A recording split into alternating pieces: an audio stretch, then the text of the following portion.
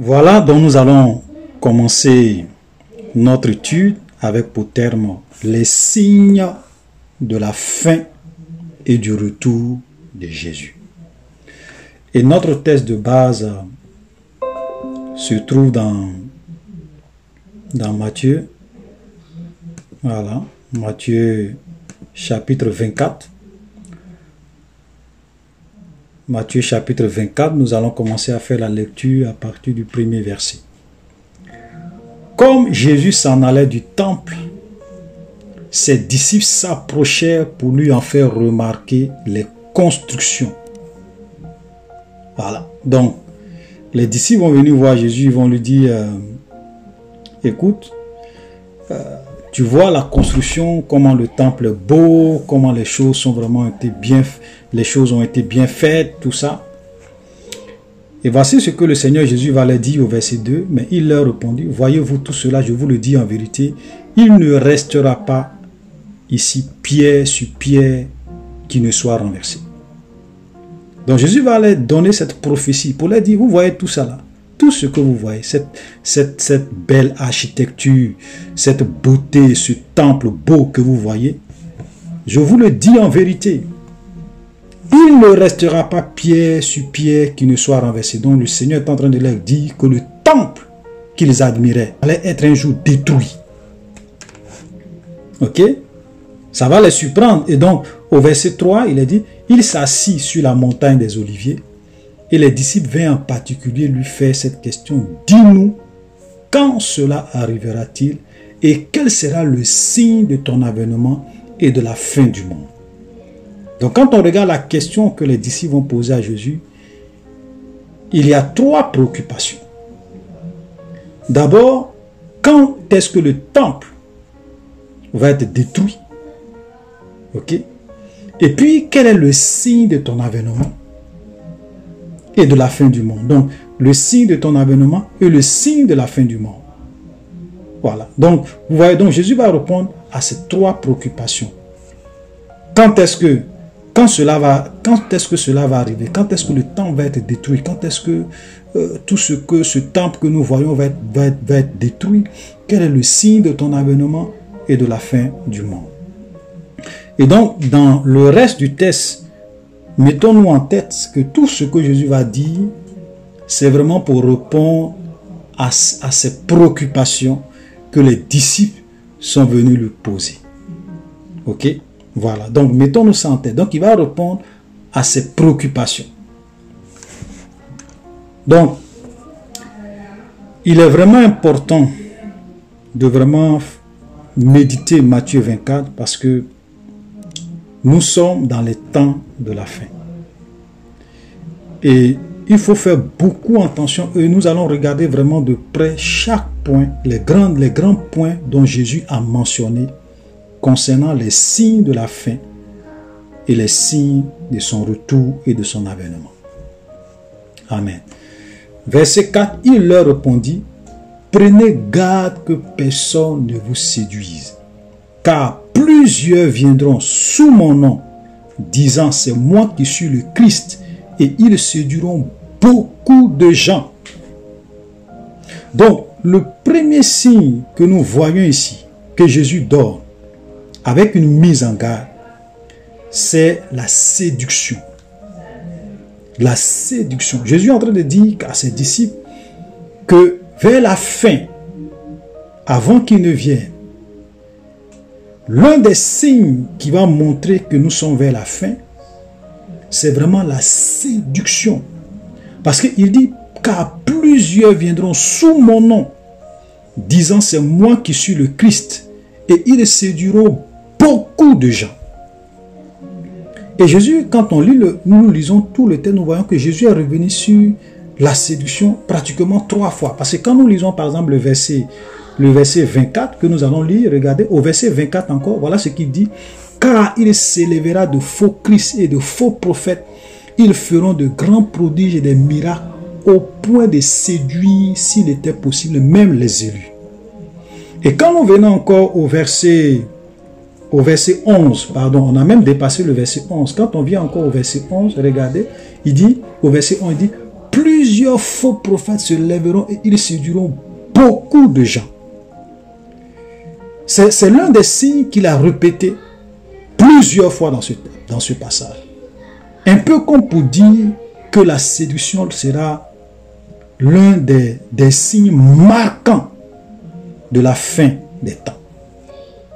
La séduction sera l'un des signes marquants de la fin des temps. C'est pour cela quand il commence à parler des signes, il met en garde ses disciples, il a dit, prenez garde que personne ne vous séduise. Frère, aujourd'hui, la séduction est vraiment énorme dans l'église. Beaucoup de chrétiens sont séduits. Beaucoup d'enfants de Dieu sont séduits. Beaucoup de gens qui vont à l'église sont séduits par les faux prophètes, par les manipulateurs, par les envoyés du diable qui les égarent. Vous voyez? Et Jésus dit quoi? Il dit, regardez, il dit, plusieurs viendront sous mon nom disant, c'est moi qui suis le Christ. On peut comprendre ce verset de deux manières. La première manière, c'est qu'on peut dire, il y a des gens qui vont venir, qui vont dire qu'eux, ils sont Jésus.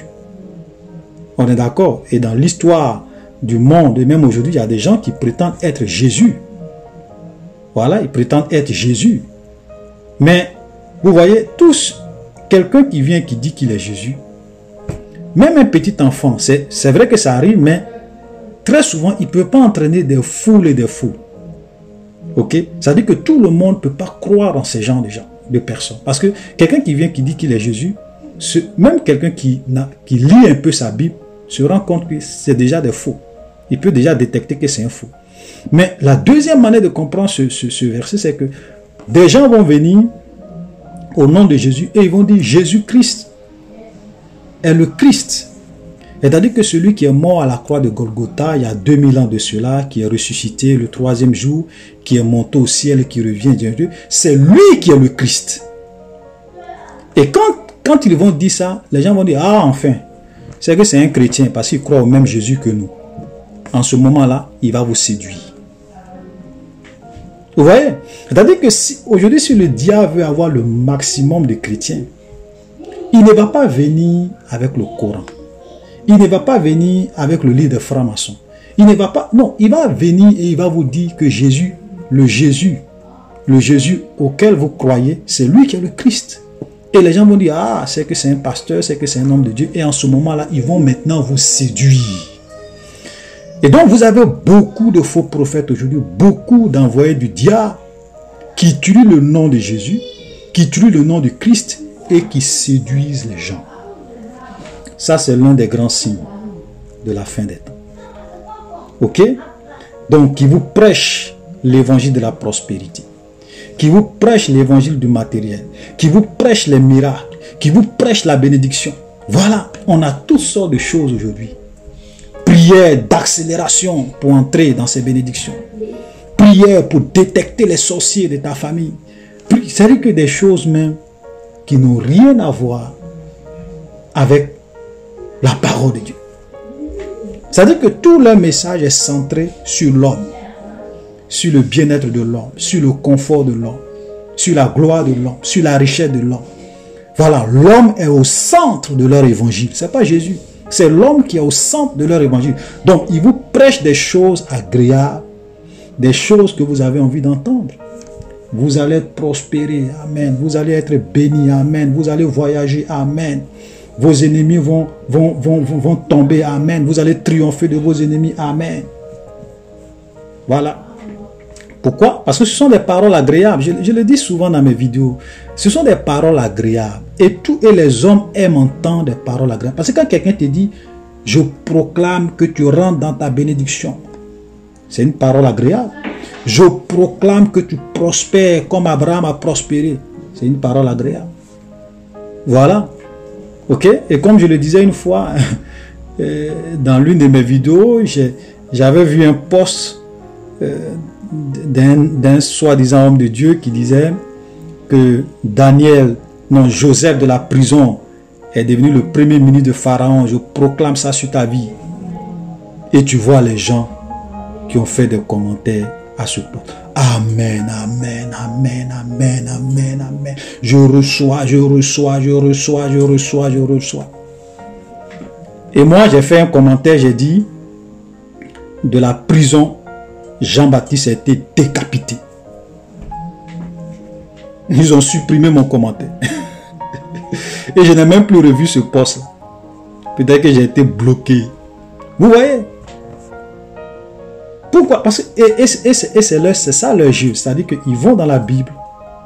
Ils prennent des choses que les gens qui sont agréables à l'oreille. De la prison, Joseph est devenu premier ministre. Je proclame ça sur la Bible. Mais pourtant, dans cette même Bible, Jean-Baptiste de la prison a été décapité. Mais est-ce que Jean-Baptiste n'était pas enfant de Dieu? Jean-Baptiste n'était pas prophète. Mais il a été tué. Et même Jésus dit que tous les grands prophètes, la plupart des grands prophètes de l'Ancien Testament ont été tués. Depuis Abel jusqu'à Zacharie, il le dit dans la parole, ont été tués à cause de leur message. Ils ne sont pas des enfants de Dieu. Vous voyez, ça veut dire qu'aujourd'hui, les gens vont dans la Bible, prendre des histoires, prendre des phrases, prendre des mots, prendre des situations. Ils vont venir prêcher ça aux gens. Et les gens seront contents et seront heureux parce que ce sont des paroles agréables. Mais ils ne vont pas venir vous dire que de la prison, Jean-Baptiste a été décapité. Parce que tout le monde n'a pas envie d'entendre ça. Voilà la vérité.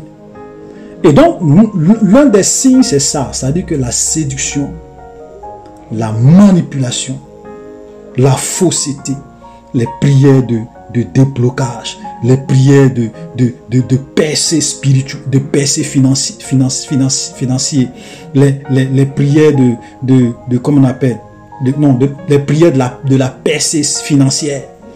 Voilà des choses qui vont venir prêcher. L'argent, le confort, le matériel, la richesse, le bonheur humain. Voilà les choses qu'ils prêchent. Et tout ça, c'est accompagné de quoi? De miracles et de prodiges. Jésus a dit, regardez, quand on a lu le verset 24, il dit, car ils s'élèveront de faux Christ et de faux prophètes, ils feront de grands prodiges et des miracles, au point de séduire, s'il était possible, même les élus. Vous voyez ça? Donc ils vont faire des miracles. Frère, peut-être même que les miracles que nous sommes en train de voir actuellement, c'est petit. Parce que les temps qui viennent, vous allez voir, le diable va susciter des gens qui vont faire des grands miracles. Parce que c'est l'un des signes de la fin des temps. Le diable va leur donner de pouvoirs mystiques. Et la Bible dit au point de séduire, s'il était même possible, les élus. Pourquoi un élu peut être séduit? Parce que les gens se disent, mais comment un homme peut faire de tels miracles si Dieu n'est pas avec lui? C'est-à-dire qu'on utilise nos raisonnements, la logique humaine. On dit, mais si un homme fait de tels miracles, s'il est capable même de ressusciter des morts, c'est que forcément Dieu ne peut être qu'avec lui. Frère, la Bible est claire. Ils vont faire de grands prodiges et des miracles, mais ils ne seront pas des envoyés de Dieu. Jésus n'a jamais dit qu'on va reconnaître un faux prophète par ses miracles. Jésus n'a jamais dit qu'on va reconnaître un vrai prophète par ses miracles. Non. Parce que les miracles, le diable peut en faire. Les démons peuvent en faire. Voilà. Mais ça ne veut pas, ça fait... Les miracles ne font pas d'un homme un vrai prophète de Dieu. Il peut être faux et faire des miracles. Voilà. Jésus a dit, vous les reconnaîtrez à leurs fruits. Donc ça, c'est l'un des grands signes de la fin des temps. Voilà, qui prouvent, et je pense qu'aujourd'hui, avec tout ce que nous sommes en train de voir, c'est vraiment des signes qui montrent que, voilà, nous sommes à la fin des temps, parce qu'il y a beaucoup de faux hommes de Dieu, beaucoup de prophètes qui sont venus. Et même quand nous lisons, vous allez vous rendre compte que quand nous lisons même dans 2 Thessaloniciens, le chapitre 2, ok, voilà ce que Paul écrit aux chrétiens de Thessalonique. Il a dit, pour ce qui concerne l'avènement de notre Seigneur Jésus-Christ et notre réunion avec lui, nous vous prions, frères, de ne pas vous laisser facilement ébranler dans votre bon sens, de ne pas vous laisser troubler, soit par quelques inspirations, soit par quelques paroles ou par quelques lettres qu'on dirait venir de nous, comme si le jour du Seigneur était déjà là. que personne ne vous séduise d'aucune manière. Vous voyez, même Paul encore écrit ici, il dit que personne ne vous séduise d'aucune manière, car il faut que l'apostasie soit arrivée auparavant. Et qu'on ait vu paraître l'homme du péché, le fils de la perdition. Donc Paul dit, avant que l'avènement du Seigneur n'arrive, il dit, il faut que l'apostasie soit arrivée auparavant. Ce qui fait qu'aujourd'hui, l'église, beaucoup d'églises sont des églises apostates. Ils sont des églises apostates. Les gens vont dans ces églises, mais en réalité, ils sont des églises apostates. La vérité n'est plus prêchée, la sainteté n'est plus prêchée, la crainte de Dieu, l'accent n'est plus mis sur le péché, sur la crainte de Dieu, sur... Voilà, c'est pas ça. L'accent est plus mis sur le matériel, sur la bénédiction, sur la prospérité, sur l'élévation, sur le leadership, sur toutes les choses qui ont attrait au bonheur de l'homme, au matériel, voilà, où l'homme est le centre du message. C'est pas Jésus, c'est pas Dieu. Voilà les temps dans lesquels nous sommes. Donc, ça c'est l'un des grands signes. Je me suis beaucoup attardé sur ça, c'est parce que c'est l'un des grands signes que Jésus a répété au moins à 3 reprises dans le même chapitre. La séduction. Frère, je vous en prie, nous sommes dans les temps de la séduction. Et Jésus a dit, prenez garde. Prenez garde. Malheureusement, beaucoup de chrétiens ne prennent pas garde. Beaucoup d'enfants de Dieu ne prennent pas garde. Ils sont trompés, ils sont séduits par beaucoup de faux prophètes. Voilà. Ils ne lisent pas leur Bible. Ils préfèrent croire en des prophètes. Ils préfèrent croire en des pasteurs. Ils préfèrent croire en des maréchals. Ils préfèrent croire en des généraux. Voilà. Des titres qui n'existent même pas dans la Bible. Des prophètes qui font des voyages astrales. Des gens qui viennent, qui vous disent ouvertement que eux ils sortent de leur corps. Et les gens, comme ça c'est de la sorcellerie. Quelqu'un qui dit qu'il sort de son corps, il te le dit en face. Il sort de son corps. Vous avez vu quel homme de Dieu? C'est l'esprit de Dieu qui vient prendre l'esprit des prophètes pour aller leur montrer des choses. Ce n'est pas eux-mêmes qui sortent de leur corps. Ça, ce sont les mystiques qui font ça. Ce sont les mystiques qui font des voyages astrales. Parce qu'un enfant de Dieu, ce n'est pas lui qui décide que son esprit sort de son corps. Voilà. Mais eux, ils vous disent qu'eux, ils sortent de son corps. Ils sortent tout le temps de leur corps. Voilà. Mais les gens les suivent. Et quand vous essayez souvent de raisonner des gens, ils vont vraiment vous combattre. Comme je le disais une fois, il dit, ce qui est vraiment étonnant, c'est de voir aujourd'hui des chrétiens qui sont capables de voir des gens insulter Jésus. Ils peuvent regarder des débats où les gens insultent Jésus, les gens disent que Jésus n'est pas Dieu, les gens contestent la divinité de Jésus, les gens insultent Jésus, les gens disent du n'importe quoi sur Jésus. Ça ne leur dit rien, ils ne vont rien dire. Mais gare à vous, si vous osez parler mal de leur pasteur, oh là là, mais ils vont vraiment vous mettre à votre place. Ils vont même vous menacer. Ils vont faire des commentaires pour vous rabaisser. Voilà, pour vous menacer. Dieu va vous frapper. Pourquoi? Parce que vous avez osé parler mal de leur pasteur qui est un peu comme leur Dieu. Parce que le Jésus, on peut insulter Jésus, ça ne leur dit rien. Mais il ne peut pas laisser passer quelqu'un qui insulte leur pasteur. De l'idolâtrie. Beaucoup sont devenus des idolâtres, des fanatiques des hommes. Pas des fanatiques de Jésus, des fanatiques des hommes. C'est malheureux, mais c'est la vérité. Ouais. Jésus nous a mis en garde. Prenez garde que personne ne vous séduise. Ensuite, nous allons continuer au verset 6. Il dit, vous entendrez parler de guerre et de bruit de guerre. Gardez-vous d'être troublés, car il faut que ces choses arrivent. Mais, excusez-moi, mais ce ne serait pas encore la fin. Une nation se lèvera contre une nation et un royaume contre un royaume. Et il aura en divers lieux des famines et des tremblements de terre. Vous comprenez ça? Donc, un autre signe que Jésus nous donne ça sera quoi? Il dit, vous entendrez parler de guerre, des bruits de guerre. Ok. Gardez-vous d'être troublés, car ce ne serait pas la fin. Un royaume va se lever contre un royaume. Il y aura en divers lieux des famines. Dans certains passages de Luc, il est parlé des pestes, ok, des tremblements de terre. Mais la Bible dit que tout cela ne sera que le commencement des douleurs. Et la Bible dit que ce ne serait pas encore la fin. Effectivement, parce que les guerres et les bruits de guerre, on ne peut pas les considérer tout le temps comme étant les signes de la fin. C'est pourquoi Jésus a dit, mais ce ne serait pas encore la fin. Ok? C'est pour cela que nous avons eu la première guerre mondiale. La fin n'est pas venue. Nous avons eu la deuxième guerre mondiale. La fin n'est pas venue. Donc, mais c'est aussi l'un des signes qui prouve que nous sommes en train d'aller vers le retour de Jésus. Vous voyez, par exemple, ceux qui étaient là pendant la première guerre mondiale, ils pouvaient dire, ah oui, la première guerre mondiale arrive, donc Jésus va revenir bientôt. Non, Jésus a dit, ce ne serait pas encore la fin.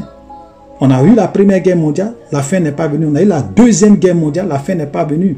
Ok, c'est pour cela que Jésus dit, tout cela ne sera que le commencement des douleurs. Ça veut dire qu'il y aura des guerres qui prouvent effectivement que le retour de Jésus n'est pas loin. Donc on va entendre de plus en plus de guerres, la violence, la mort, beaucoup de choses vers la fin des temps. Et vous voyez, en moins j'ai envie de dire, en moins d'un siècle, ou bien un peu plus d'un siècle, nous avons connu 2 guerres mondiales. Tu vois, non? Nous avons connu 2 grandes guerres. La première guerre mondiale, la deuxième guerre mondiale. Et le monde aujourd'hui, quand on regarde un peu, il y a beaucoup de conflits dans le monde. Il y a beaucoup de tensions dans le monde. Mais Jésus dit, gardez-vous d'être troublés. Ce sont des choses qui vont arriver. Voilà, ce sont des choses qui vont arriver. Donc tout ça sont des signes qui prouvent que nous sommes en train d'aller vers la fin. Ok? Donc, il faut bien comprendre ce passage. Parce que il y a des gens qui disent, oui, mais les guerres, les bruits de guerre, il y a eu tout ça depuis des siècles. Effectivement, il y a eu des guerres, pendant des siècles. Mais Jésus a été clair, il dit, mais ce ne serait pas encore la fin. Voilà. Donc Jésus n'a pas dit que dès qu'on va voir les guerres, les bruits de guerre, ça veut dire que la fin. Non, non, non. Ça veut dire que plus son retour, plus nous allons nous rapprocher de son retour, plus nous allons entendre parler de guerre et de bruits de guerre, de conflits.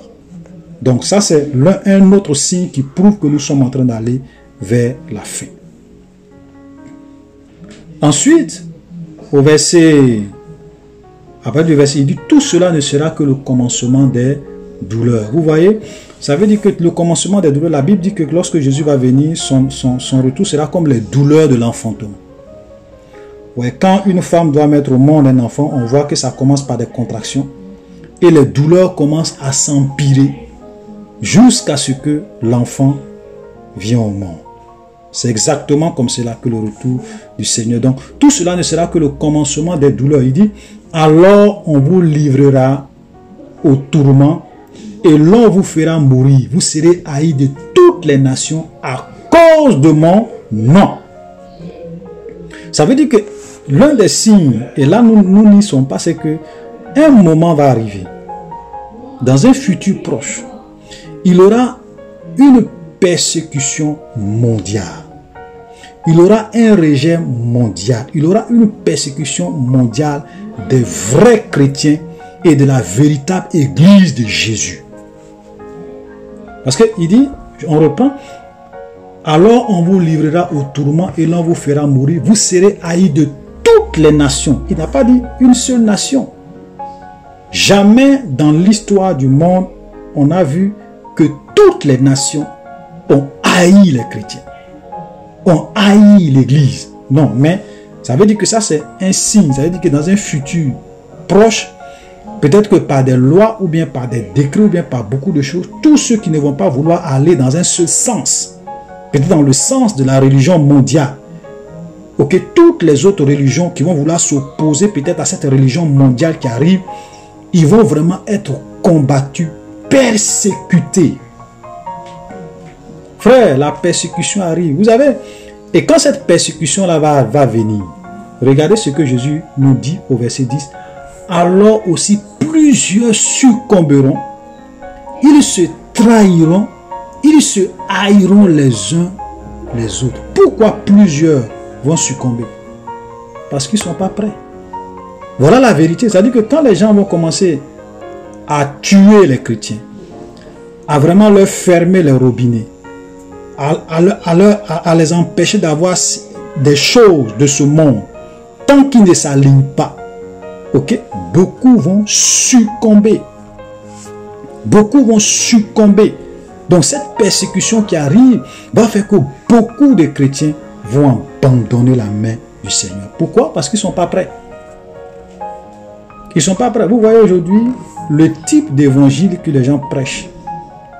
Un évangile de confort. Un évangile de bénédiction matérielle. Un évangile de la gloire de ce monde. Un évangile qui est basé sur la richesse. Où on ne dit pas aux chrétiens que quand on est chrétien, on doit s'armer de la pensée de souffrir. On doit subir la persécution. On peut être rejeté. On ne leur enseigne pas ça.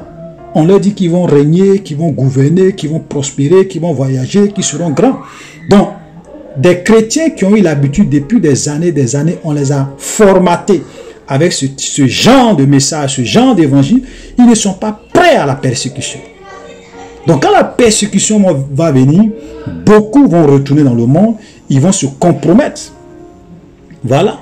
Parce qu'à cette époque, il y aura une religion qui sera officielle et reconnue. Tous ceux qui vont aller dans un sens contraire vont être combattus.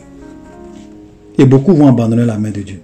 La Bible nous dit dans 2 Timothée, le chapitre 3, à partir du verset 12, qu'est-ce que le Seigneur dit? Au verset 10, il dit, « Or, tous ceux qui veulent vivre pieusement en Jésus-Christ seront persécutés. » Vous entendez ça? Ça veut dire que tout véritable chrétien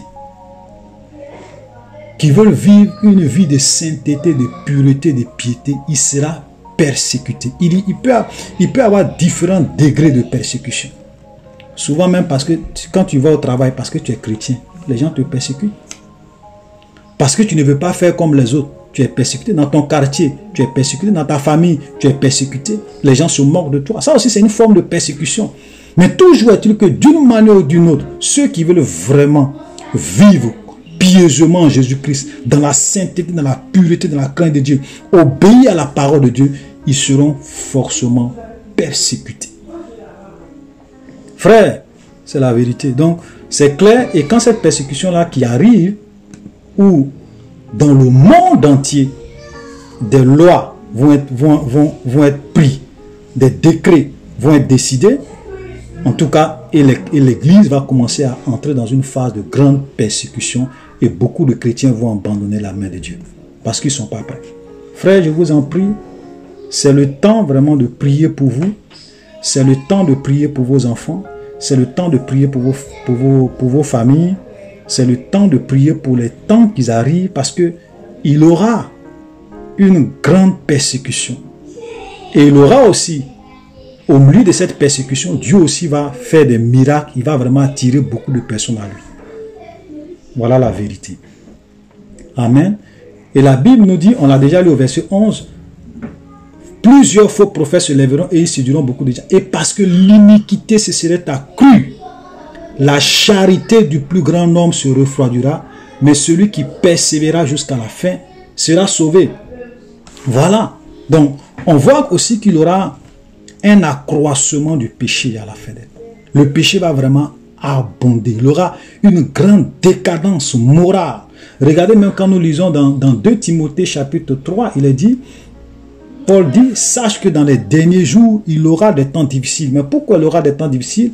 Car les hommes seront égoïstes, amis de l'argent, fanfarons, hautains, blasphémateurs, rebelles à leurs parents, ingrats, irréligieux, insensibles, déloyaux, calomniateurs, intempérants, cruels, ennemis des gens de bien, traîtres, emportés, enflés d'orgueil, aimant le plaisir plus que Dieu, ayant l'apparence de la piété, mais reniant ce qui en fait la force. Éloigne-toi de ces hommes-là. Tu comprends? On comprend? Ouais, donc, ça veut dire qu'il y aura des temps difficiles. Il y aura des temps difficiles. Pourquoi? Parce que le péché va augmenter. Le péché va croître. L'iniquité va croître. Et la Bible dit que parce que le péché va croître, la charité, l'amour du plus grand nombre va refroidir. Va refroidir. Vous voyez? l'amour du plus grand nombre va refroidir. Mais celui qui persévérera jusqu'à la fin sera sauvé. Celui qui va persévérer. Donc, au milieu de ce chaos, vous voyez, et même quand nous lisons, toujours dans ce même chapitre de Matthieu, quand nous lisons Matthieu 24, le verset 37, voilà ce qu'il est dit. Ce qui arrivera du temps de Noé arrivera de même à l'avènement du Fils de l'homme. Car dans les jours qui précédaient le déluge, les hommes mangeaient et buvaient, se mariaient et mariaient leurs enfants, jusqu'au jour où Noé entra dans l'arche. Il ne se doutait de rien jusqu'à ce que le déluge vint et les emporta. Il en sera de même à l'avènement du Fils de l'homme. Vous imaginez? Donc les gens mangeaient, ils vivaient, ils s'amusaient, ils vivaient dans le péché, dans toutes sortes de choses.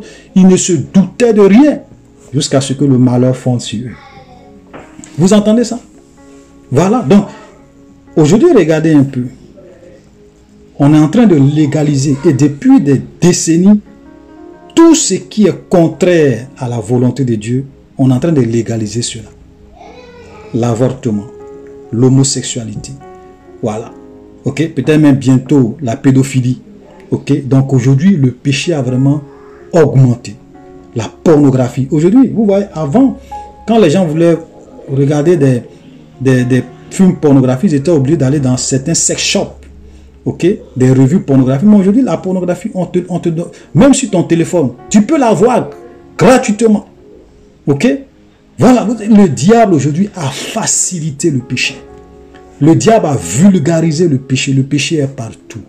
Et les gens pêchent. Les gens sont vraiment pris au piège au travers des films. On fait la promotion de la violence. On fait la promotion du sexe avant le mariage. On fait la promotion de l'immoralité. Voilà. Regardez même les films que les gens regardent. Il y a un homme et une femme.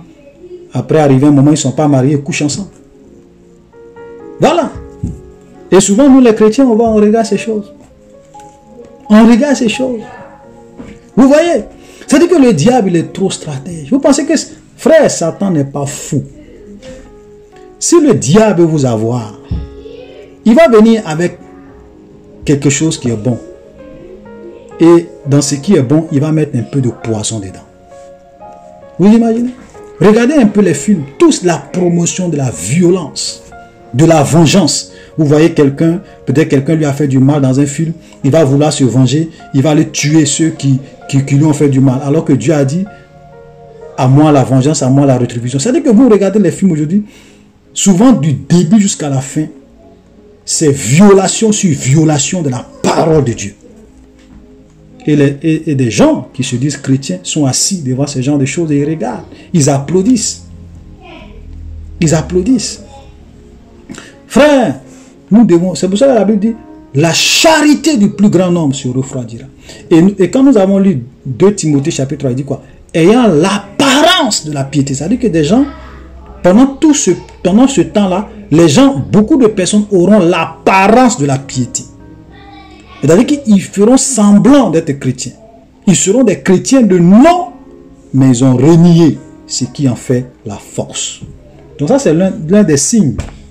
Donc le fait qu'aujourd'hui le péché abonde, l'iniquité abonde, la violence abonde, c'est un signe qui montre que nous sommes à la fin des temps. Voilà. Alléluia.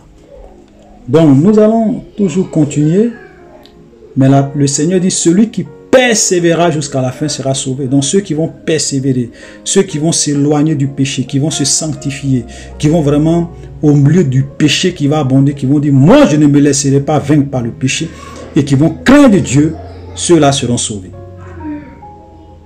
Mais ils ne seront pas forcément beaucoup. Verset 14, cette bonne nouvelle du royaume sera prêchée dans le monde entier pour servir de témoignage à toutes les nations. Alors viendra la fin. Voilà souvent un verset que les gens interprètent souvent mal. Frère, ce verset-là, aujourd'hui est accompli. Parce qu'il n'y a pas une nation dans le monde qui peut dire qu'ils n'ont pas encore entendu l'évangile. Peut-être que je me trompe, mais moi je n'en connais pas. Il n'y a pas une nation. Parce que là, on n'a pas dit individu. On n'a pas dit il faut que chaque individu entende l'évangile. Si chaque individu doit entendre l'évangile pour que Jésus ne vienne, c'est que Jésus ne va jamais venir, parce qu'aujourd'hui, il y a des enfants qui naissent. Chaque jour, il y a des enfants qui rentrent dans l'âge de la conscience. Ok? Donc, on ne parle pas d'individus. On dit, il faut que la bonne nouvelle soit prêchée, ok, dans le monde entier, pour servir de témoignage à toutes les nations. Est-ce qu'il y a une nation aujourd'hui sur la terre où l'évangile n'est pas encore entré, où il n'y a pas un seul chrétien? Une nation qui n'a jamais entendu parler de l'évangile de Jésus. Et avec aujourd'hui Internet, avec voilà, les réseaux sociaux, est-ce qu'il y a aujourd'hui une nation dans ce monde qui n'a pas encore entendu parler de l'évangile? Voilà, donc nous sommes à la fin, parce que toutes les nations ont déjà entendu parler de l'évangile. Verset 15, c'est pourquoi lorsque vous verrez l'abomination de la désolation dont a parlé le prophète Daniel, établi en lieu saint, que celui qui lit fasse attention. Voilà. Que ceux qui sont en Judée fuient dans les montagnes, que celui qui sera sur le toit ne descende pas pour prendre ce qui est dans sa maison, celui qui sera dans les champs ne retourne pas en arrière pour prendre son manteau. Malheur aux femmes qui seront enceintes et à celles qui allaiteront ces jours-là. Priez pour que votre fuite n'arrive pas en hiver, ni un jour de sabbat. Car alors la détresse sera si grande qu'il n'y a point de pareil depuis le commencement du monde jusqu'à présent et qu'il n'y en aura jamais. Voilà, donc ça, c'est aussi un autre événement. Mais quand on dit l'abomination de la désolation, dont a parlé le prophète Daniel, ok, le prophète Daniel, dans Daniel 12, le verset 11, a parlé de la désolation et de l'abomination. Okay. Et Jésus dit, quand vous verrez l'abomination de la désolation dont a parlé le prophète Daniel, établi en lieu saint, que celui qui lit fasse attention. Donc cette prophétie de Daniel a eu plusieurs accomplissements dans le temps.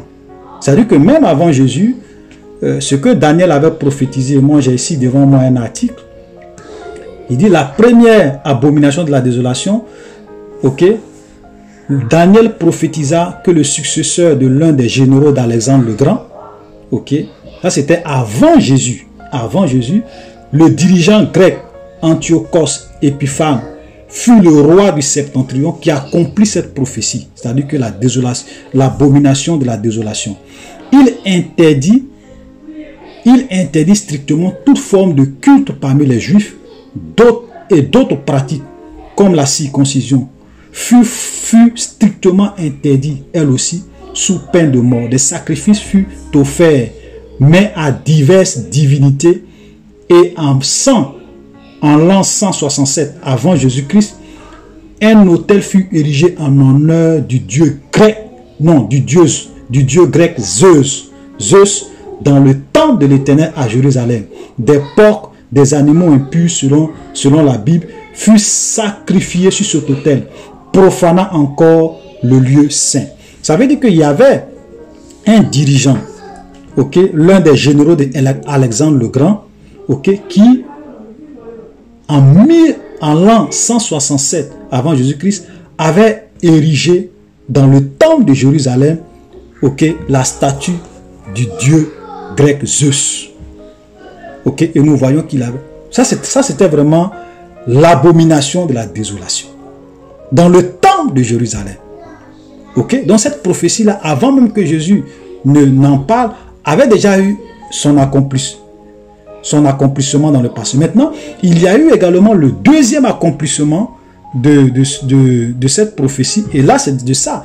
Et ça, c'est de ça que Jésus parle ici quand il dit que c'est de ça que Jésus parle aussi ici. Parce que regardez, on nous dit par exemple quand un autre accomplissement eut lieu en 70 de notre ère, quand les armées romaines détruisirent le temple, et cette fois encore le temple et son autel fut profané.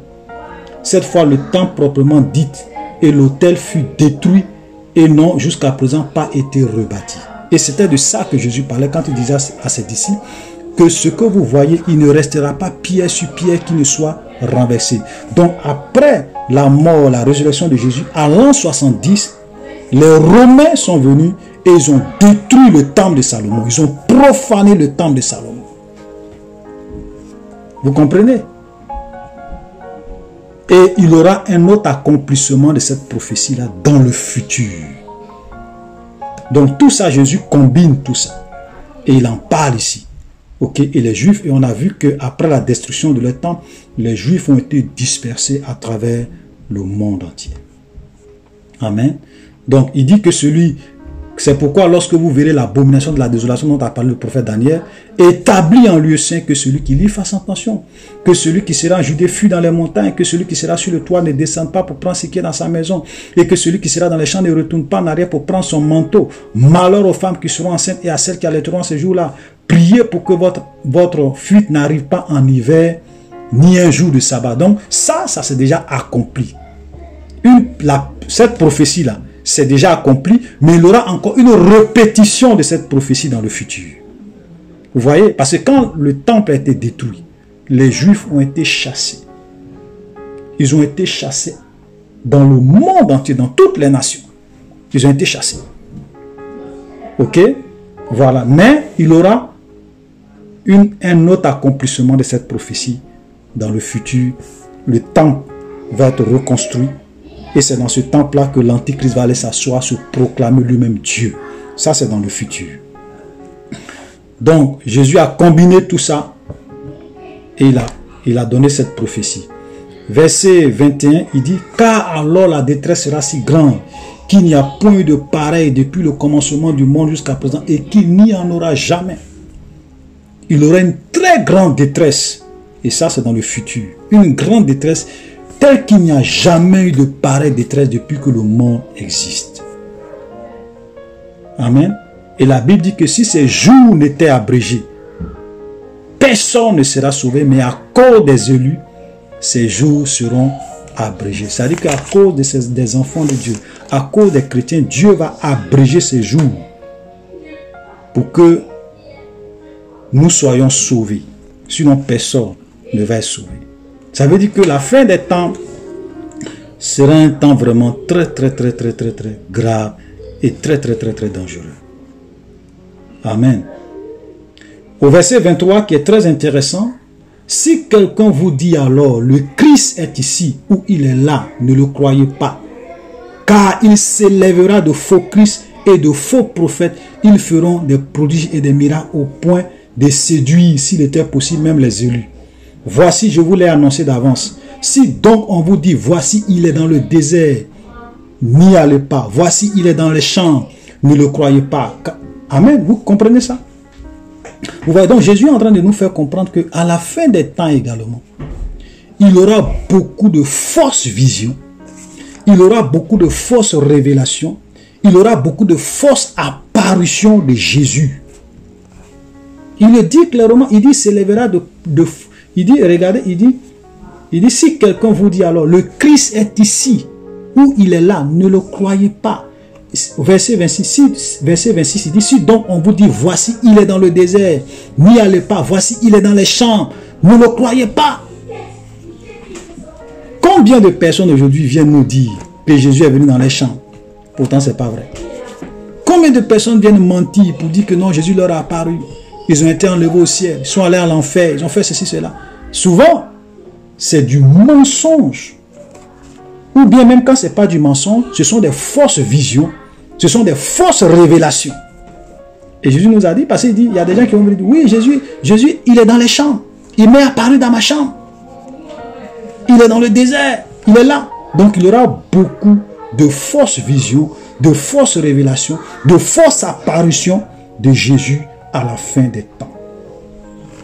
Donc frères et sœurs, c'est pour cela que nous devons faire beaucoup attention. Ne pensez pas que tous ces témoignages que vous voyez sur Internet, où les gens disent que non, ils sont allés en enfer, ils sont allés au paradis, ne pensez pas que tous ces témoignages-là sont vrais. Ces gens qui disent que Jésus est venu leur apparu dans leur maison, dans les champs, ne pensez pas que tous ces témoignages sont vrais. Peut-être qu'ils ont vu des apparitions. Mais la Bible dit que le diable aussi se déguise en ange de lumière. Ça veut dire que Satan peut venir se manifester. Ils vont penser que c'est Jésus, mais pourtant c'est le diable. Et là, Jésus nous met en garde. il nous met en garde. Il dit, verset 24, car il s'élèvera de faux Christ et de faux prophètes. Frères, faisons attention. Nous sommes en train d'aller vers la fin. Nous sommes en train d'aller. C'est pour cela qu'il y a beaucoup de fausses révélations, beaucoup de fausses visions, beaucoup de fausses manifestations, beaucoup d'imitations des fruits du Saint-Esprit. Beaucoup d'imitations des manifestations du Saint-Esprit. Tout ça, souvent, c'est le diable qui est derrière. Et regardez le Seigneur, verset 27, car comme l'éclair part de l'Orient et se monte jusqu'en Occident, ainsi sera l'avènement du Fils de l'homme. En quelque lieu que soit le cadavre, là s'assembleront les aigles. Aussitôt après ces jours de détresse. Regardez très bien. Vous voyez, aujourd'hui, il y a beaucoup de discussions sur le retour de Jésus. Est-ce que il aura un retour secret, un retour invisible de Jésus? Ok? Ce qu'on appelle le secret rapture. Est-ce qu'il aura un enlèvement secret de Jésus, des chrétiens? Il aura un retour secret de Jésus, ou bien le retour de Jésus sera visible et que tout le monde va le voir? Est-ce que ça sera visible? Voilà un verset peut-être auquel beaucoup de personnes ne font pas beaucoup attention. Voilà un verset. Et nous allons lire ça doucement et vous allez comprendre. Jésus dit aussitôt après ces jours de détresse. Il dit donc après ces jours de détresse. Quel jour? On a vu la détresse en haut. On a vu la détresse. On a vu la séduction. On a vu le chaos. On a vu la persécution. Et il dit aussitôt après ces jours de détresse. Frère, on va lire doucement. Comme c'est un point clé parce qu'il y a beaucoup de divergences là-dessus. Moi, je crois que le retour de Jésus sera un retour visible. Ok? Un retour visible de l'enlèvement, un retour visible du retour de Jésus. Et on va voir, on va lire doucement. Vous pouvez ne pas être d'accord avec moi. Comme je l'ai dit au début, vous pouvez ne pas être d'accord avec moi, c'est votre choix. Voilà. Vous avez le droit de ne pas être d'accord avec moi, mais au moins écoutez et regardons ensemble ces versets. Au verset Matthieu 24, verset 29, aussitôt après ces jours de détresse, le soleil s'obscurcira, la lune ne donnera plus sa lumière, les étoiles tomberont du ciel et les puissances des cieux seront ébranlées. Alors le signe du Fils de l'homme paraîtra dans le ciel. Toutes les tribus de la terre se lamenteront et elles verront. Regardez très bien, toutes les tribus de la terre se lamenteront. Aussitôt après ces jours de détresse, le soleil va s'obscurcir, la lune ne va plus donner sa lumière, les étoiles vont tomber du ciel et les puissants des cieux seront ébranlés. Et la Bible dit, alors, ça dit qu'après que le soleil soit obscurci, alors le signe du Fils de l'homme paraîtra dans le ciel. Toutes les tribus de la terre se lamenteront et elles verront le Fils de l'homme venant sur les nuées du ciel avec puissance et une grande gloire. Maintenant, regardez le verset 31 qui est très intéressant. On a vu, le verset 30 nous montre que toutes les tribus de la terre vont se lamenter et elles vont voir le Fils de l'homme venant sur les nuées avec puissance et une grande gloire. Donc, ils vont le voir. Maintenant, regardez le verset 31. Il enverra ses anges avec la trompette retentissante. Et ils rassembleront ses élus des 4 vents depuis une extrémité des cieux jusqu'à l'autre. Le verset 31, là, c'est quoi? Nous savons que l'apôtre Paul nous l'a dit. Au son de la trompette, les morts en Christ vont ressusciter. Et nous, les vivants, nous allons être transformés, et nous allons être montés, et nous allons partir dans les airs à la rencontre de notre Seigneur Jésus-Christ. C'est comme ça qu'on nous présente l'enlèvement. Mais le verset 31 dit, il enverra ses anges avec la trompette retentissante. Et ils rassembleront ses élus des 4 vents, depuis une extrémité des cieux jusqu'à l'autre. Ce n'est pas l'enlèvement qui est là. Ce n'est pas la même trompette qui est là. Ce n'est pas les anges qui vont aller rassembler ces élus des quatre, quand on dit aller rassembler ces élus des quatre vents des cieux, depuis une extrémité des cieux jusqu'à l'autre. Ce n'est pas l'enlèvement, ils vont nous rassembler et on va monter. Vous voyez? Donc aujourd'hui, les gens disent que Jésus va venir secrètement, l'enlèvement secret.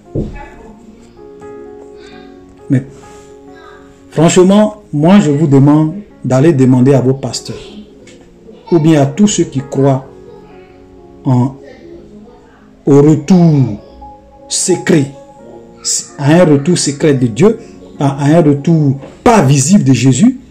Allez-y, que les gens vous expliquent Matthieu 24, le verset 29 au verset 31, surtout le verset 31, et demandez à vos pasteurs, le verset 31 là, c'est l'enlèvement ou bien c'est pas l'enlèvement? Qui vous explique? Moi je ne suis pas en train de dire que j'ai forcément raison. Mais il faut qu'on se questionne, il faut qu'on se pose des questions, il faut que lorsqu'on lit la Bible, qu'on soit vraiment cohérent avec ce que nous disons et ce que nous défendons, qu'on nous explique. Donc allez-y, demandez à vos pasteurs, à vos frères qui vous enseignent, demandez-leur de vous expliquer Matthieu 24, 39, Matthieu 24, 30, Matthieu 24, 31. Voilà. Donc frère, quand je lis ces trois versets, pour moi, personnellement, je me dis que le retour de Jésus sera visible et nous allons être enlevés. Alléluia. Alléluia. Donc nous sommes en train d'aller vers la fin. Il dit au verset 31, instruisez-vous par une comparaison tirée du figuier.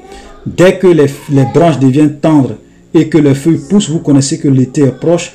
De même, quand vous verrez toutes ces choses, sachez que le Fils de l'homme est proche à la porte. Je vous le dis en vérité, verset 34, cette génération ne passera point que tout cela n'arrive. C'est-à-dire que la génération qui va voir toutes ces choses arriver, la génération qui va voir toutes ces choses arriver, cette génération ne va pas passer avant que tout cela n'arrive. C'est pour cela que quand vous regardez très bien, nous sommes vraiment la dernière génération qui va voir le retour de Jésus. C'est pour cela que nous sommes en train d'aller vers la fin. Frère, la fin est déjà proche. Le monde est en train d'aller vers la fin.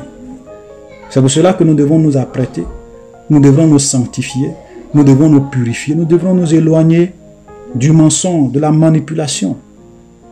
Vous cherchez la gloire, vous cherchez la richesse, vous cherchez la prospérité. Pourquoi faire? Pourquoi faire? Les temps qui arrivent seront des temps difficiles. Il y aura des crises économiques. Il y aura la misère, il y aura la pauvreté dans le monde. Nous allons aller de mal en pire, de chaos en chaos. Frère, c'est le temps de revenir à Jésus. De revenir au Seigneur parce que Jésus revient bientôt. Cherchez une église pure, sans tache ni ride. Donc frères et sœurs, on va s'arrêter là pour ne pas que la vidéo soit trop longue. Shalom et à la prochaine.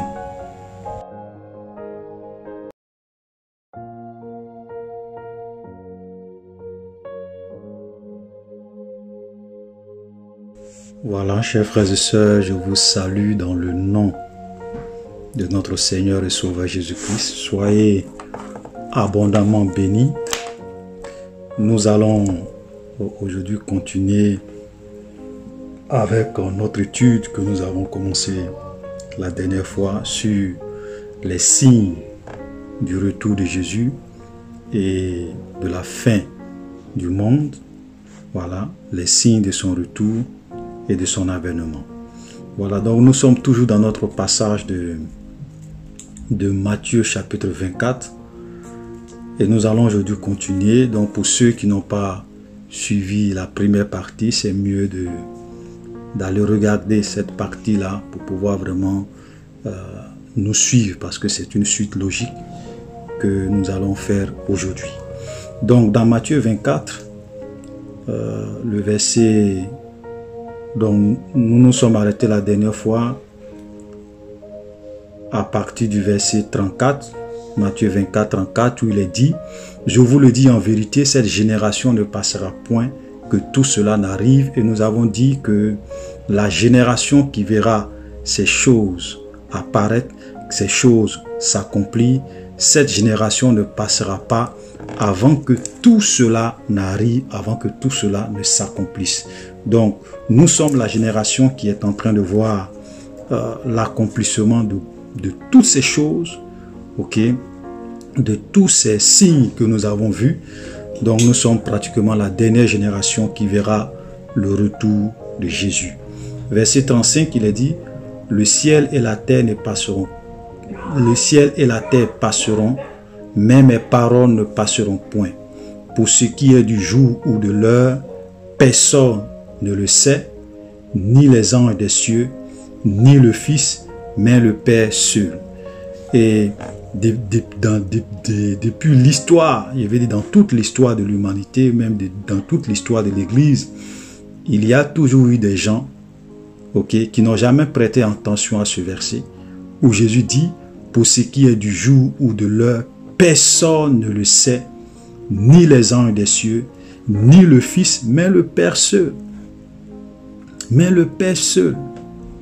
Vous voyez, donc il y a eu des soi-disant prophètes, des soi-disant hommes de Dieu qui sont venus et qui ont prédit que Jésus allait venir tel jour, Jésus allait venir telle année, Jésus allait venir à telle période.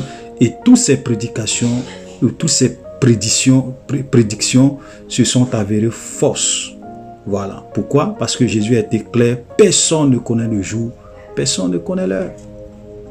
Donc quand vous voyez déjà un homme de Dieu qui vient vous dire, oui, Jésus va arriver dans telle période. L'enlèvement probable, c'est dans telle période. C'est tel jour, c'est telle année. Frère, ne le croyez pas. N'acceptez pas cela parce que Jésus a été clair. Personne ne connaît le jour. Personne ne connaît l'heure. Voilà. Il dit, ni même les anges des cieux.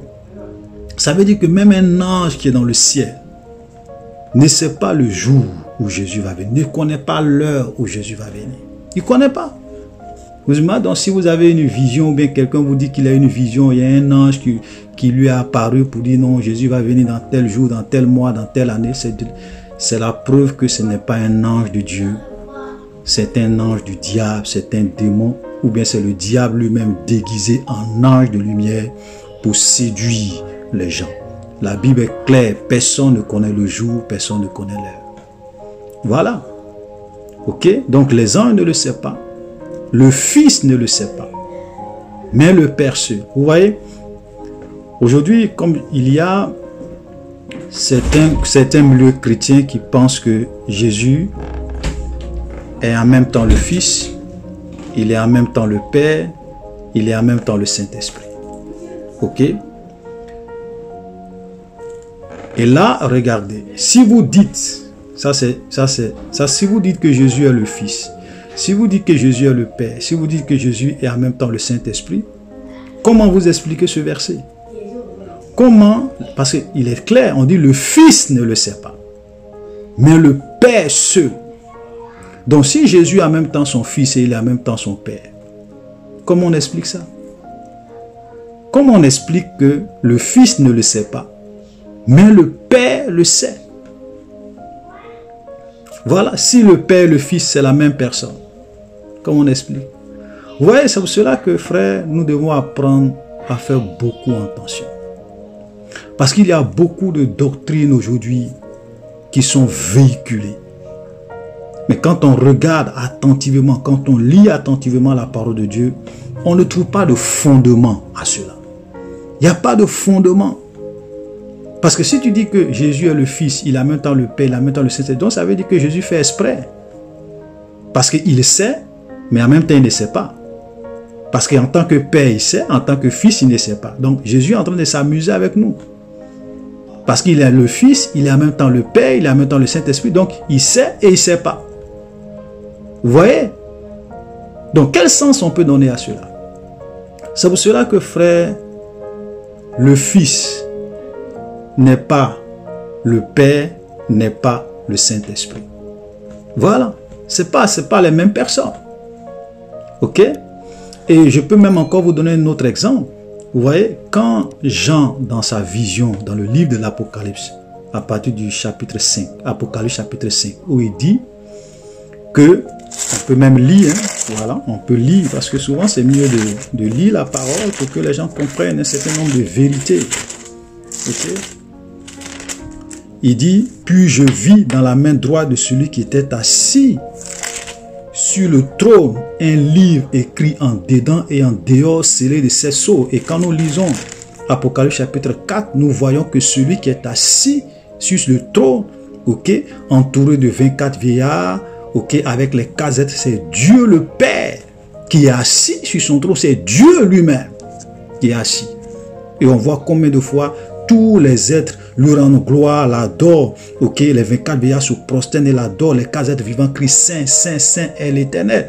Ok, donc on dit, et ici Jean dit quoi? Puis je vis dans la main droite de celui qui était assis sur le trône un livre écrit en dedans et en dehors, scellé de 7 sceaux.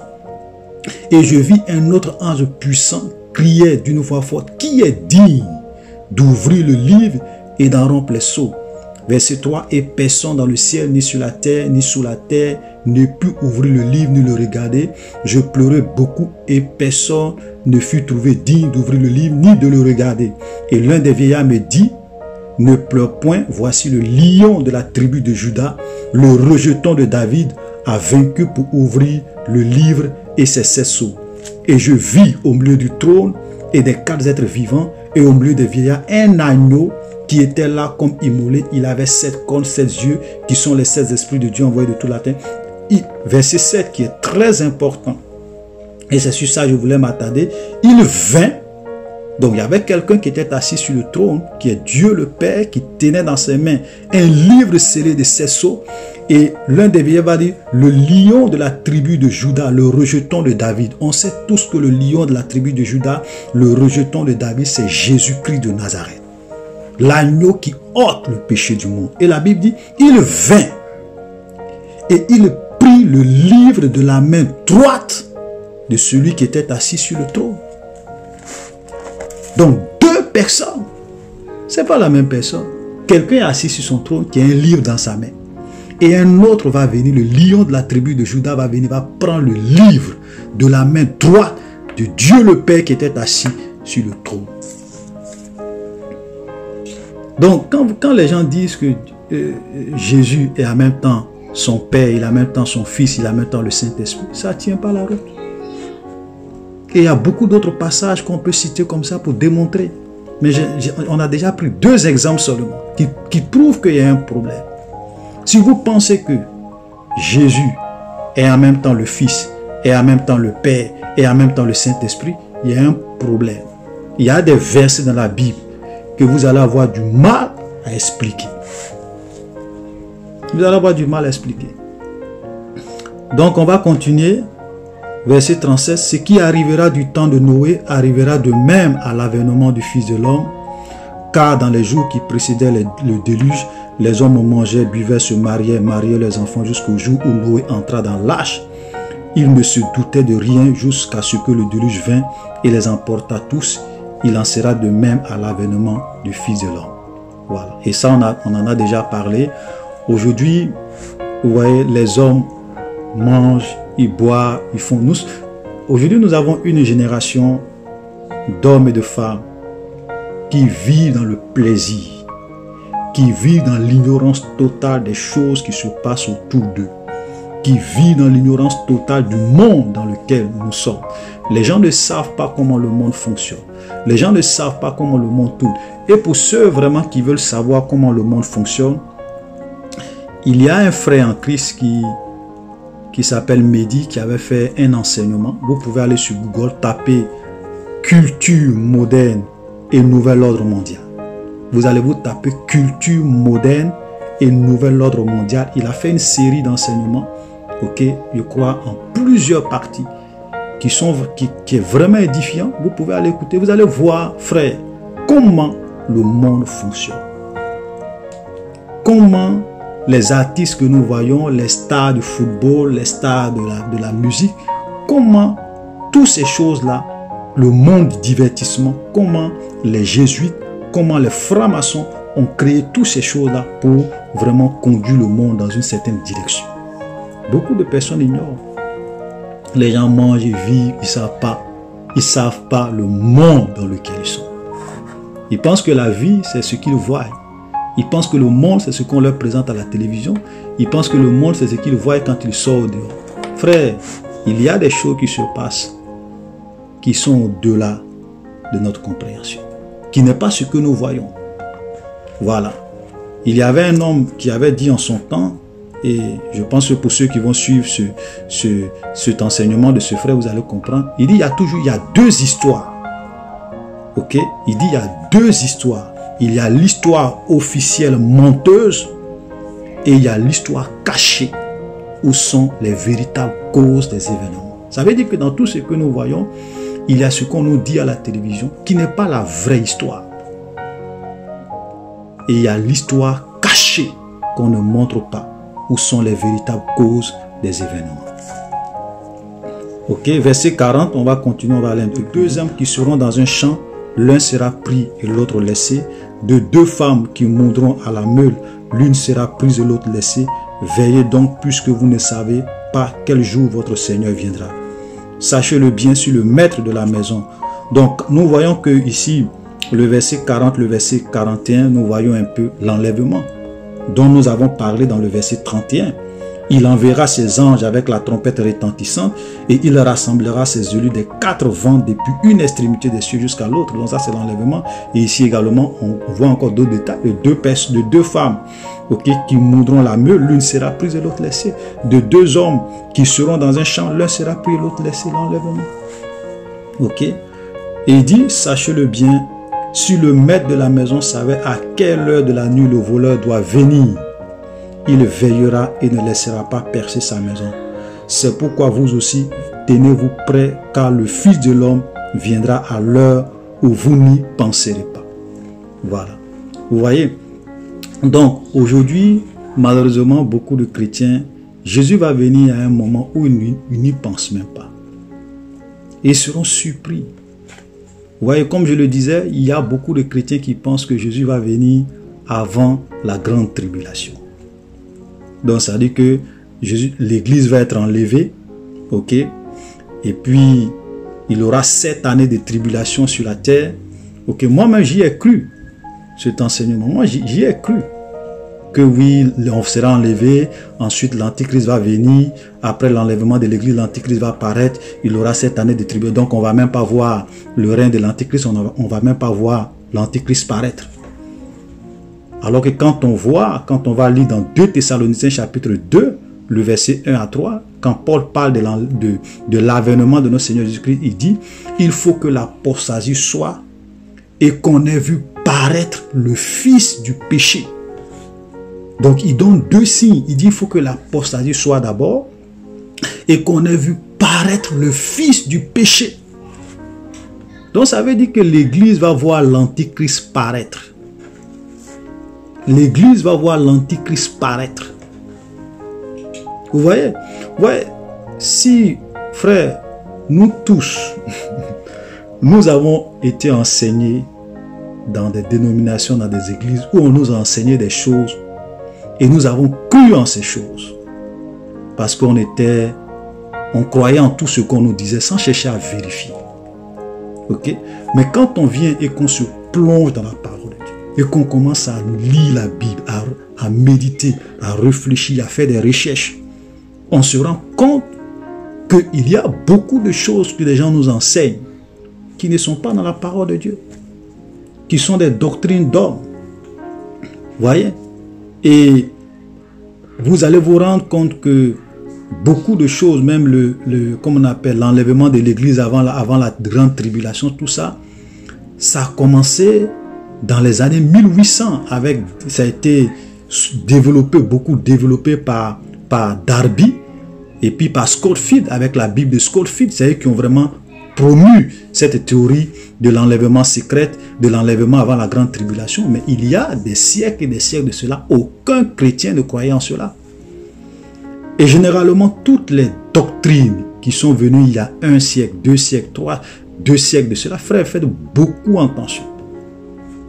Faites beaucoup attention. Parce que il y a eu des grands hommes de Dieu dans toute l'histoire de l'humanité, depuis des siècles et des siècles.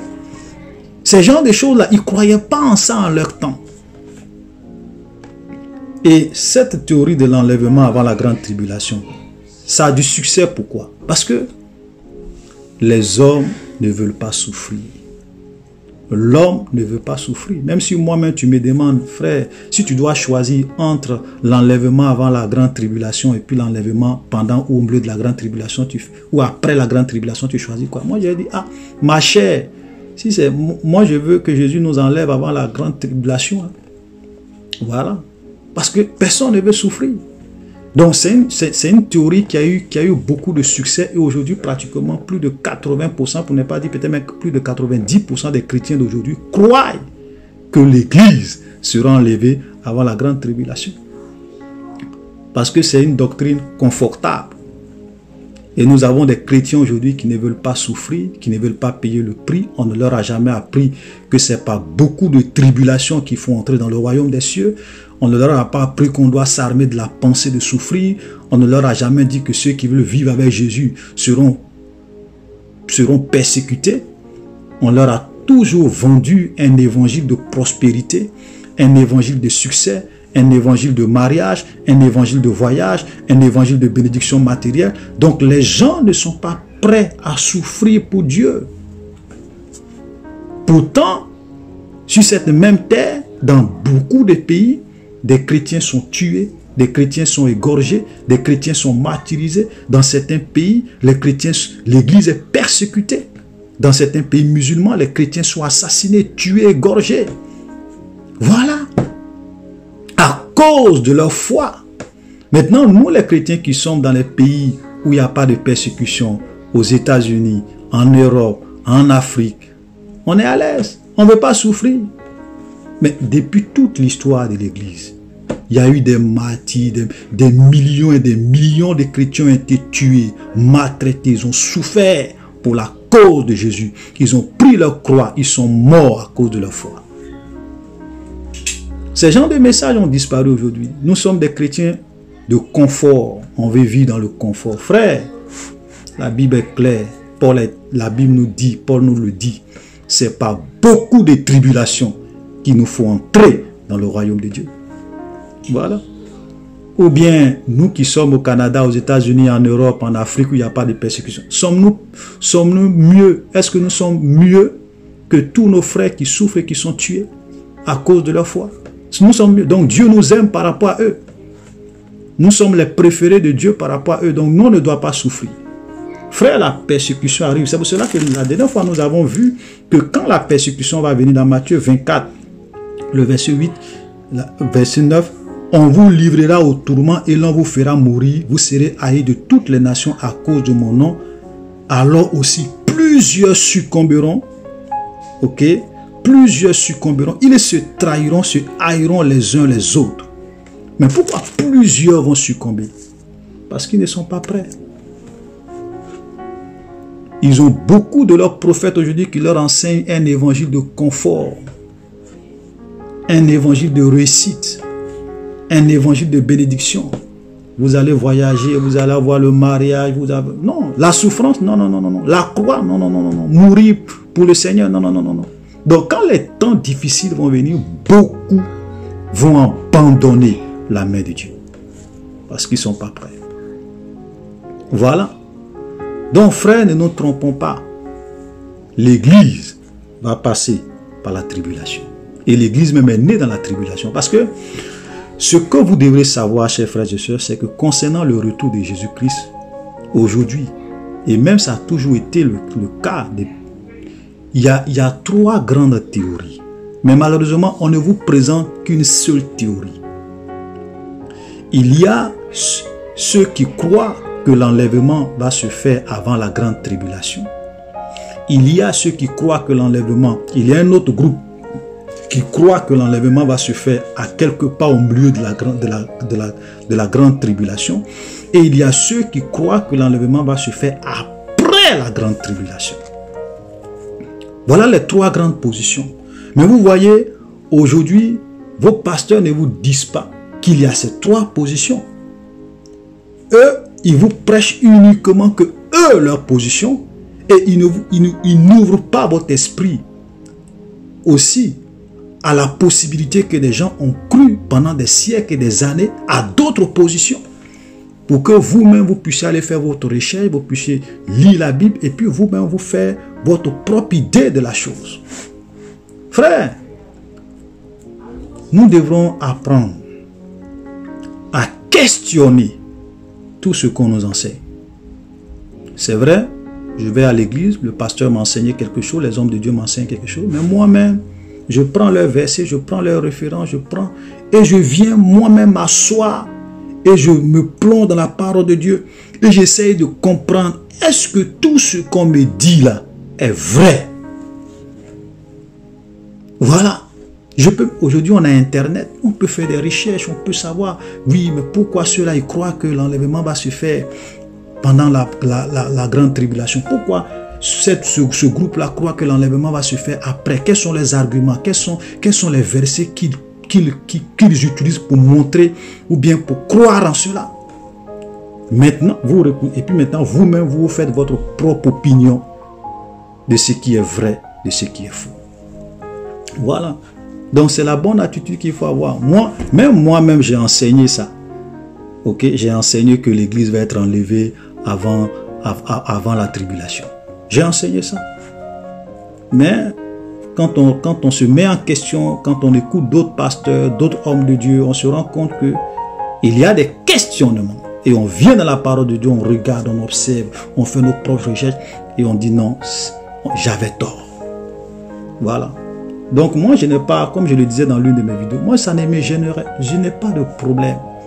Si je me trompe, de venir vous dire, frère, je me suis trompé. Voilà. Parce qu'il y a des choses que j'ai enseignées avant, hein, mais quand j'ai vu que, quand j'ai fait mes recherches dans la parole de Dieu, je me suis rendu compte que j'ai cru en quelque chose qui n'est pas vrai. J'ai changé de position. Voilà l'attitude que nous devrons. Nous devons avoir l'amour de la vérité. Moi, je ne suis pas là pour défendre la position de ma dénomination. Je ne suis pas là pour défendre la position d'un groupe religieux. Non, parce que les hommes peuvent se tromper. Votre dénomination peut se tromper. C'est pour cela que quand vous êtes dans une logique de suivre une église, de suivre une dénomination, de suivre une religion,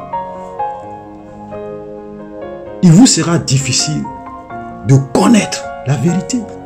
Parce que pour vous, c'est ce que vous prêchez là qui est vrai. Tout ce que les autres enseignent là, c'est faux. Il faut être ouvert. Alléluia. Voilà donc, sachez, veillez donc puisque voilà, vous ne savez pas quel jour, verset 43, veillez donc puisque vous ne savez pas quel jour votre Seigneur viendra. Sachez-le, si le maître de la maison savait à quelle heure de la nuit le voleur doit venir, il veillera et ne laissera pas percer sa maison. C'est pourquoi vous aussi tenez-vous prêts, car le Fils de l'homme viendra à l'heure où vous n'y penserez pas.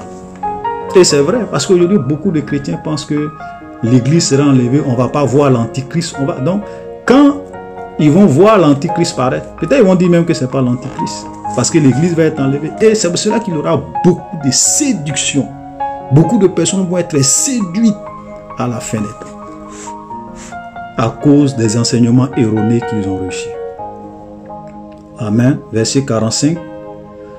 Quel est donc le serviteur fidèle et prudent que son maître a établi sur ses gens pour leur donner la nourriture au temps convenable? Heureux ce serviteur que son maître à son arrivée trouvera faisant ainsi. Je vous le dis en vérité, il l'établira sur tous ses biens. Mais si c'est un serviteur méchant qui dise en lui-même, mon maître tarde à venir, et s'il se met à battre ses compagnons, s'il mange et boit avec des ivrognes, le maître de ce serviteur viendra le jour où il n'y penserait pas, à l'heure qu'il ne connaît pas. Voilà. Vous voyez, ça dit que ce qu'on peut retenir de ce texte, c'est que vous savez, le serviteur fidèle et prudent. Ok, le serviteur de Dieu, ce sont tous ces pasteurs, tous ces apôtres, tous ces prophètes que Dieu a réellement appelés. Parce qu'aujourd'hui, parmi les hommes de Dieu, vous avez plusieurs catégories de serviteurs de Dieu. Vous avez des gens qui n'ont jamais reçu l'appel, qui sont nombreux. Peut-être ils sont allés dans des églises, un homme de Dieu a dit que non, toi tu es appelé. Lui-même, il n'a pas reçu l'appel, il n'a reçu aucune conviction parce que quelqu'un lui a dit qu'il est appelé, il a décidé d'être pasteur. Ils sont nombreux aujourd'hui comme ça. Et ceux-là, vraiment, ils détruisent l'œuvre de Dieu. Parce que si Dieu ne t'a pas appelé à quelque chose et que tu t'engages, tu vas, parce que ce n'est pas là que Dieu t'a appelé. Le Seigneur nous appelle depuis le ventre de notre mère. Ce n'est pas les circonstances, depuis le ventre de notre mère. Ok? Donc ils sont nombreux. Et puis vous avez une autre catégorie. Ce sont des gens qui n'ont pas du tout été appelés, mais qui sont en fait des agents du diable. C'est-à-dire qu'eux-mêmes, ils savent qu'ils sont des francs-maçons, qu'ils sont des sorciers, qu'ils sont des mystiques, qu'ils sont des rosicruciens. Et puis Satan les envoie en mission. Comme un employeur peut envoyer son employé en mission. Donc Satan, qui est leur employeur, qu'ils servent, les envoie en mission pour infiltrer les églises, pour introduire le mensonge et leur venin dans l'église, donc pour séduire les gens. Mais ils savent en âme et conscience qu'ils sont des mystiques, ils sont des serviteurs du diable. Ils sont aussi nombreux. Et souvent ceux-là viennent avec la puissance, avec les miracles, avec le prodige. Il y en a plein. Et puis vous avez des vrais serviteurs de Dieu que le Seigneur a réellement appelés, qui servent Dieu. Ceux qui ont été réellement appelés, aujourd'hui vous avez également deux groupes parmi eux. Il y a ceux qui sont restés fidèles au maître, qui enseignent la parole de Dieu sans la déformer, qui ne cherchent pas l'argent, qui ne cherchent pas la gloire. Et il y a également ceux qui se sont détournés de la vérité. Qui se sont détournés de la vérité pour enseigner des doctrines de démons. Vous voyez, regardez le verset 41, il dit, quel est donc le serviteur fidèle et prudent que son maître a établi sur ces gens pour leur donner la nourriture au temps convenable. Donc le serviteur de Dieu est celui qui donne la nourriture qu'il faut aux enfants de Dieu au temps convenable. Vous comprenez ça? Qui enseigne la parole de Dieu, qui est une nourriture qu'il enseigne, qu'il donne aux enfants pour que les chrétiens soient des chrétiens affermis, pour que les chrétiens soient des chrétiens, comme on appelle, indépendants, pour que les chrétiens soient des chrétiens vraiment qui connaissent Dieu, pour que les chrétiens soient des chrétiens qui sont vraiment assis dans la foi. Voilà. Mais aujourd'hui, qu'est-ce qu'on constate? Plusieurs de ces pasteurs ne vous donnent pas la nourriture qu'il faut au temps convenable. Vous imaginez les temps dans lesquels nous sommes, où les mystiques, où les francs-maçons, où les puissants des ténèbres sont en train de travailler pour produire l'antichrist, pour que l'antichrist rentre en scène, pour former un gouvernement mondial. Même, souvent, ce qui est étonnant, c'est de voir que même des païens, des gens qui ne sont même pas des chrétiens, aujourd'hui savent qu'il y a un gouvernement mondial qui arrive. Dans leurs recherches, ils savent qu'il y a quelque chose qui est en train de se préparer dans ce monde, que les gens veulent contrôler le monde, que les gens veulent contrôler l'humanité, les gens sont en train de nous conduire dans une direction. Des gens même qui ne sont pas des chrétiens, qui font et qui se rendent compte que le monde ne tourne pas rond. Vous, les pasteurs, qu'est-ce qu'ils vous enseignent? Ils passent leur temps à vous enseigner quoi? La prospérité, la richesse, le mariage, les voyages, la bénédiction. Ça va aller, tu vas être grand, le leadership, tu vas régner, tu vas gouverner, tu vas impacter le monde. Voilà ce qu'ils vous enseignent. Pendant que nous sommes en train d'aller vers la fin. Pendant que les gens vous disent qu'il y a quelque chose qui se prépare. Il y a une grave crise économique qui arrive. Le monde dans lequel nous sommes entrés, le monde d'après est déjà fini. Le monde d'avant est déjà fini, pardon. Nous sommes en train d'entrer dans une nouvelle ère. Les choses ne seront plus comme avant. Mais vos pasteurs, ferment vos yeux sur tout ça. Ils vous endorment avec leur message. Ils ne vous nourrissent pas. Ils ne font pas de vous des chrétiens affermis. Imaginez aujourd'hui des chrétiens. Ça fait 2 ans ils sont chrétiens. Ils sont toujours dépendants de leur pasteur. Ça fait 3 ans ils sont chrétiens. Toujours dépendants de leur pasteur. 5 ans ils sont chrétiens. Toujours dépendants de leur pasteur. Vous allez même leur donner, frère, C'est quoi la vie chrétienne? Bon, montre-moi les versets dans la Bible qui prouvent que Jésus va venir avant la grande tribulation. Ils ne connaissent pas la parole de Dieu. Ils ne lisent pas la Bible. Ils n'ont pas de versets. Mais ils connaissent toutes les musiques du monde, tous les artistes du monde, toutes les tendances du monde. Mais la Bible, ils ne connaissent pas. Voilà. Vous comprenez comment c'est grave la situation? Vous voyez un chrétien qui a fait 5 ans dans une église. Il est encore au stade de bébé spirituel. Il ne peut même pas enseigner les nouveaux chrétiens qui arrivent. Il ne peut même pas leur enseigner la vie chrétienne. Lui-même, il lutte. Il n'y a pas de progrès, il n'y a pas d'évolution. À cause du fait que vos pasteurs, vos enseignants ne sont pas capables de vous donner la nourriture qu'il faut au temps convenable. Ils vous donnent du lait. Ils vous donnent de la nourriture empoisonnée. Ils vous prêchent des messages qui sont de la distraction. Il y a beaucoup d'hommes de Dieu aujourd'hui, quand vous allez écouter même leurs messages sur Internet, c'est malheureux. Mais c'est plus du spectacle. C'est plus des informations qu'ils vous donnent pour remplir votre tête de connaissances. Mais ce n'est pas des messages qu'ils vous donnent qui touchent votre cœur.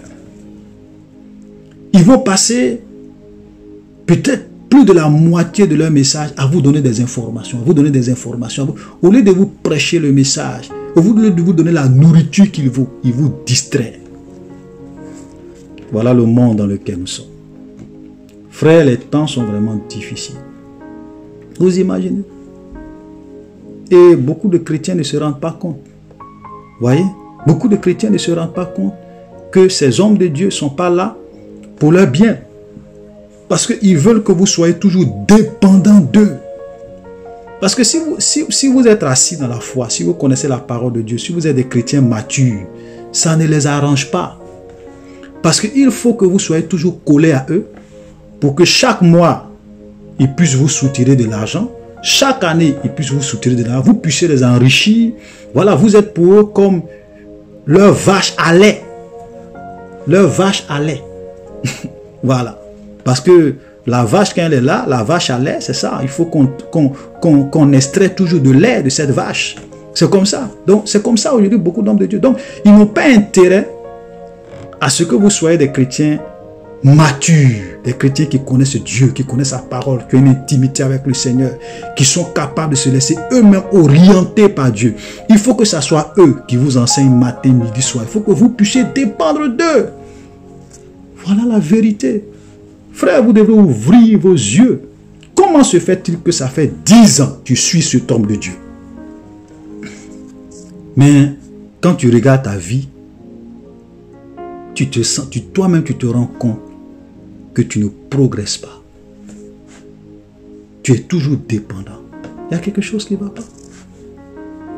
Vous voyez? Moi, ce que je vous enseigne, moi, comme je le dis souvent, moi, je n'ai pas été dans une école de théologie. Je n'ai pas de doctorat en théologie. Je suis un frère. Mais je suis capable de prendre la Bible et d'expliquer un certain nombre de choses aux gens. Voilà. Frère, nous devrons sortir de Babylone. Sortons de Babylone. Dieu a dit à son peuple, dans l'Apocalypse, il dit, mon peuple, sortez du milieu d'elle. Sortez du milieu d'elle. Sortez de Babylone. Beaucoup d'églises aujourd'hui sont des églises apostates. La vérité a disparu. C'est votre argent, c'est votre poche, c'est votre finance qui vous intéresse. Donc, ok, donc des serviteurs, il dit, pour leur donner la nourriture au temps convenable. Ce n'est pas ce que beaucoup font aujourd'hui. Et regardez, le Seigneur dit, il dit, si c'est un serviteur méchant qui dit en lui-même, mon maître tarde, s'il se met à battre ses compagnons, verset 49, s'il se met à battre ses compagnons, s'il mange et boit avec les ivrognes. Ouais, beaucoup de pasteurs aujourd'hui, ils sont en train de vous battre. Ils vous chicotent, ils vous frappent. Ils vous maltraitent. Ils ne vous donnent pas la nourriture qui va vous permettre de grandir. Mais ils sont là, ils vous maltraitent. Beaucoup de chrétiens sont maltraités aujourd'hui. Ils ne savent pas. Pourquoi ils pensent que ces hommes de Dieu-là sont là pour eux, pour leur bien, pour leur bien-être, pour leur famille. Mes frères, ils sont en train de vous maltraiter, ils sont en train de vous exploiter. Vous êtes leurs esclaves. Vous êtes leurs vaches à lait. Voilà. Mais verset 50 dit, le maître de ce serviteur viendra le jour où il ne s'y attend pas et à l'heure qu'il ne connaît pas. Il le mettra en pièces et lui donnera sa part avec les hypocrites. C'est là qu'il aura des pleurs et des grincements dedans. Donc, tous ces hommes de Dieu, leur part, ça sera avec les hypocrites. Il aura des pleurs et des grincements dedans. C'est-à-dire que leur part va être à l'enfer. Ils vont aller à l'enfer. S'ils ne se repentent pas, s'ils ne changent pas, s'ils ne donnent pas la nourriture qu'il faut au peuple de Dieu, alors que Dieu les a établis comme des pasteurs, des bergers, et qu'ils commencent à battre leurs compagnons, à les maltraiter, à les exploiter, leur part sera avec les hypocrites, dans un feu éternel avec le diable. Voilà. Où il aura des pleurs et des grincements dedans. L'enfer et le feu éternel, c'est le lieu où il aura des pleurs et des grincements dedans. C'est là-bas qu'ils vont finir. Frère, nous ne sommes pas dans ce monde pour être des milliardaires. Nous ne sommes pas dans ce monde pour être riches, pour être prospères. Ce n'est pas notre but. Nous sommes venus dans ce monde pour servir Dieu, pour faire son œuvre, parce que notre royaume n'est pas de ce monde. Nous sommes des étrangers, des voyageurs sur cette terre. Voilà. Donc, sortons de Babylone. Sortons de Babylone. Nous allons nous arrêter là. Frères, soyez bénis. Shalom.